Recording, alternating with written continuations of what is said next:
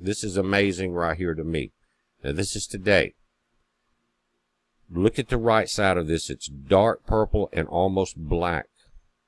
That is very unusual. That indicates, if you look at this chart in the bottom right of this particular model, very, very low energy. I've never seen it before in my life. I mentioned it before. Also, that red line is where the white curved line that is our magnetopause is usually at.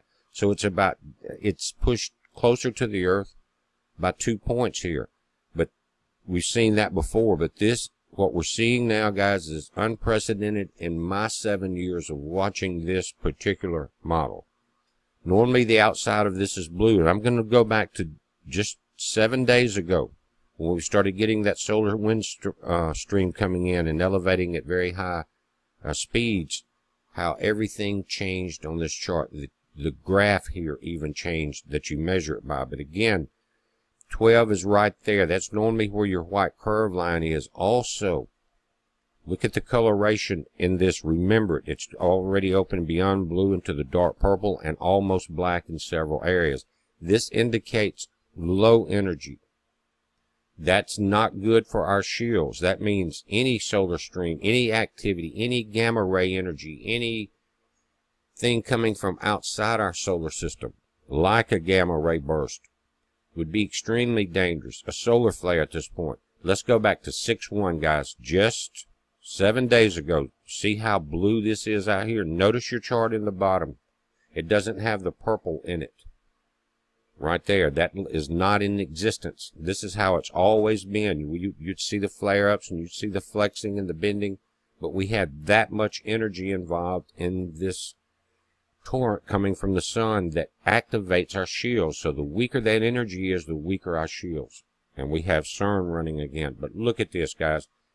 Coming into the second, late into the first, when we saw that solar stream hit, watch the coloration start changing and the lowering of the energy. It's like this is swept so much back behind the Earth as it's becoming darker and darker. The energy is lowering.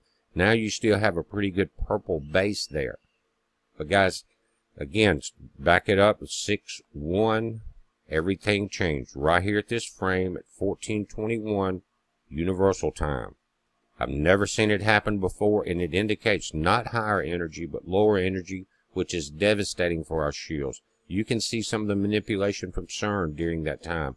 We covered it, but it gets worse than this. Let's go back to today. Starting yesterday on the 7th.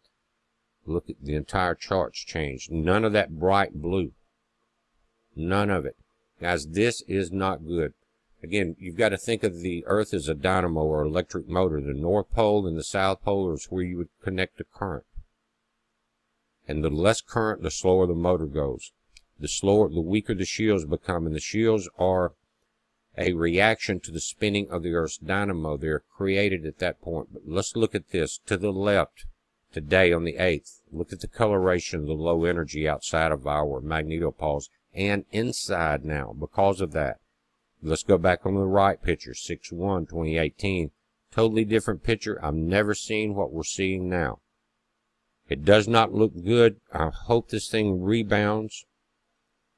We will have to wait and see because, guys, again, you would think, well, you would want weaker energy, but not when it is the controlling factor of our protective shields.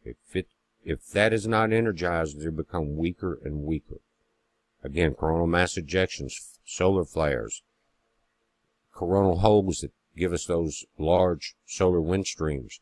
So if this one that we just went through for about 6.5 days stripped this much energy away from between us and the sun and behind us, what will the next one do? Will we see it return before that happens? It hasn't changed since late into the first. But I'm watching it, guys. You watch it. It's a heads up. Be safe.